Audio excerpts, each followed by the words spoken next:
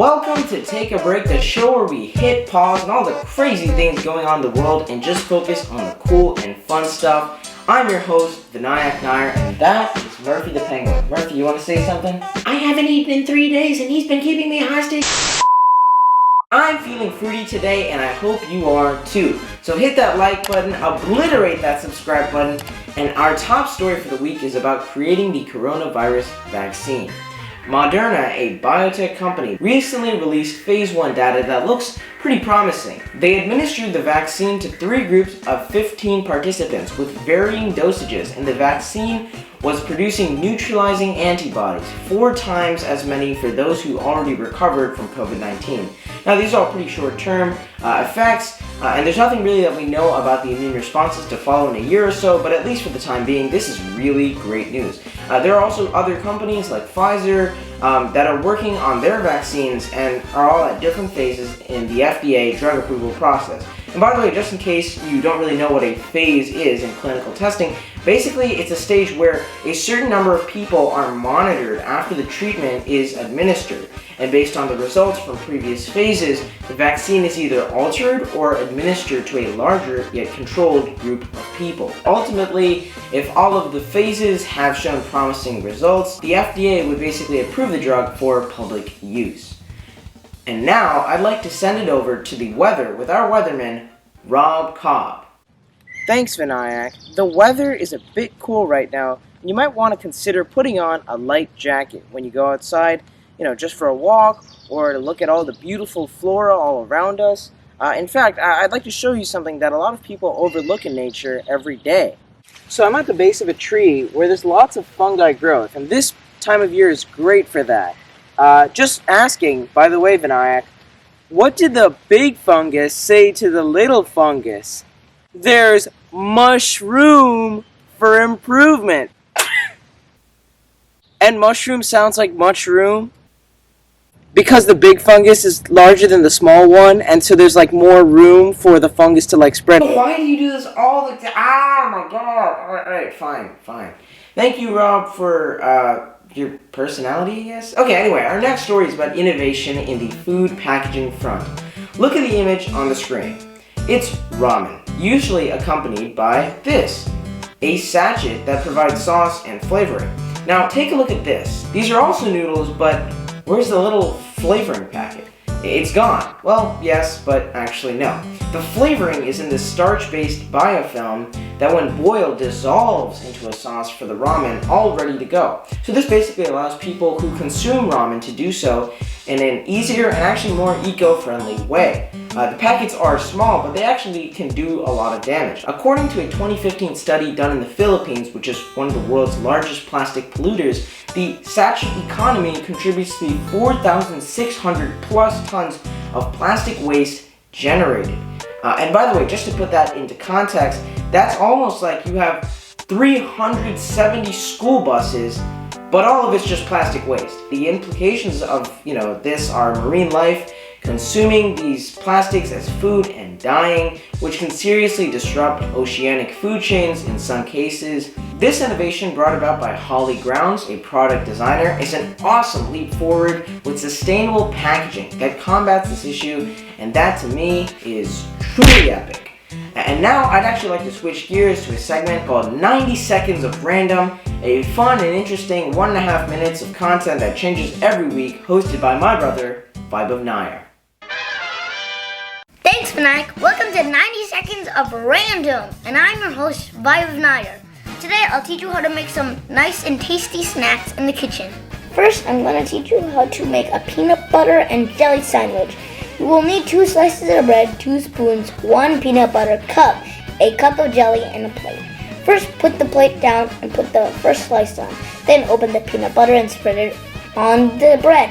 Then smear the jelly on it, and then combine the whole thing to make a peanut butter and jelly sandwich. You can eat it with a glass of milk or juice or even water.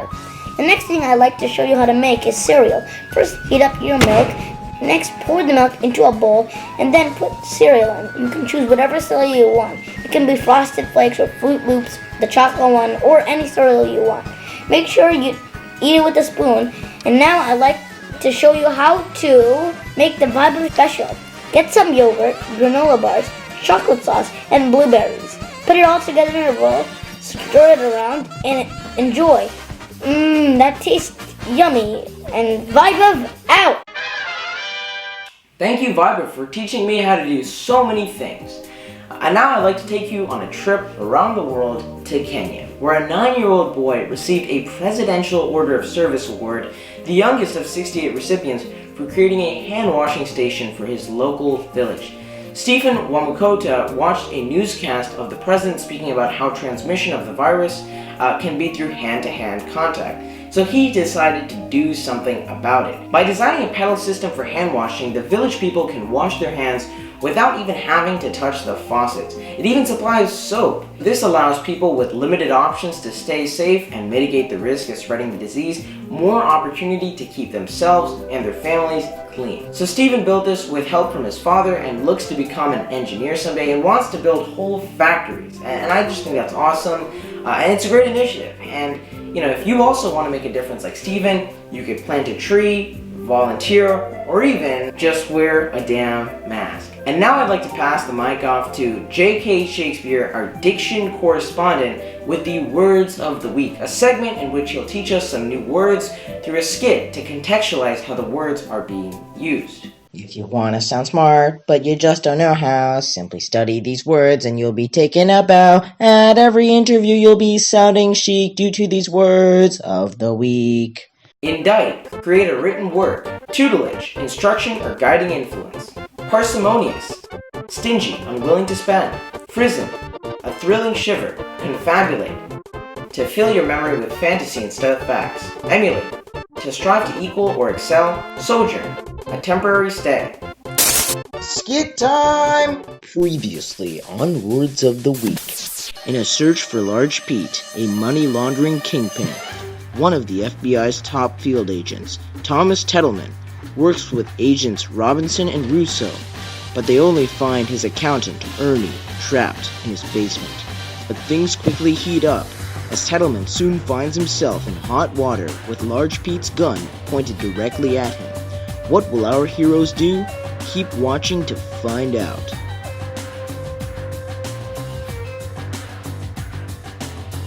What's this? A listening device? Pfft, what is this, amateur hour? I've been monitoring you, right? I've had men watch your men watch my men. Anyway, just enjoy your sojourn, because I'll have so much fun. I'll be laughing while I indict your obituary. I don't even think you know how to write, let alone read. I'm a seasoned spy. I don't feel the frisons of fear you expect me to feel. Alright, tough guy. Why don't I put one right between your eyes? Not so tough anymore, are you?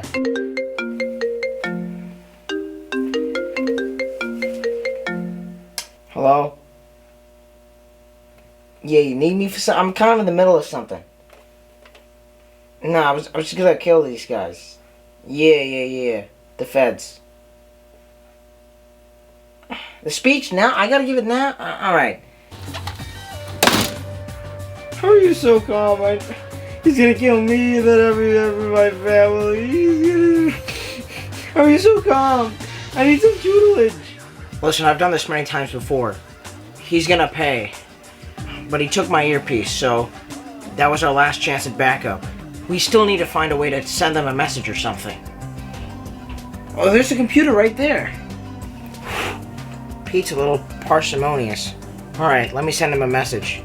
I'm not getting through to him, and I think it's reasonable to assume that he's probably dead or in custody by now. I mean, we haven't heard from him in like 30 minutes. Hello? Open up. I said open the door!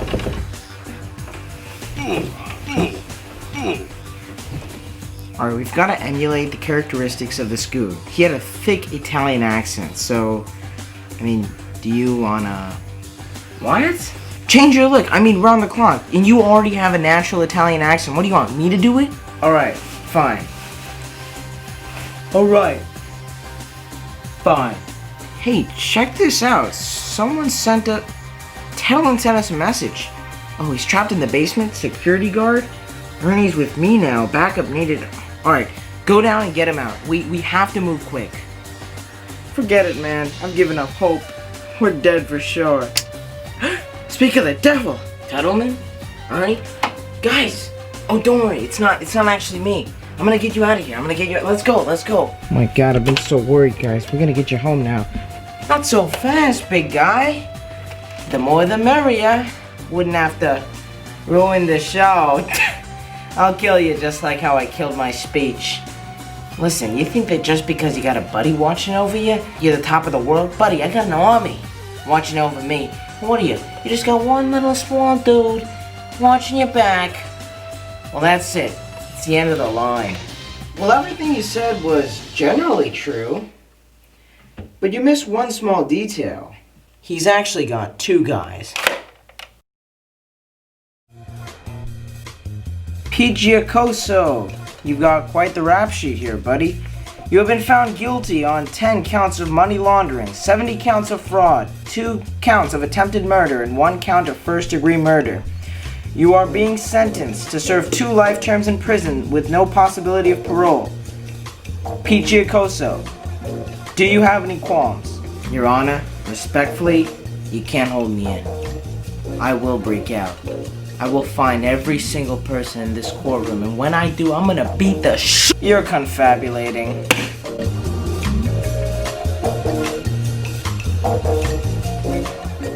Thank you, JK, for teaching us those cool words of the week. So for these words of the week, I generally get them from a popular site like dictionary.com or Merriam-Webster, but sometimes it can take a little while to just understand what the word means.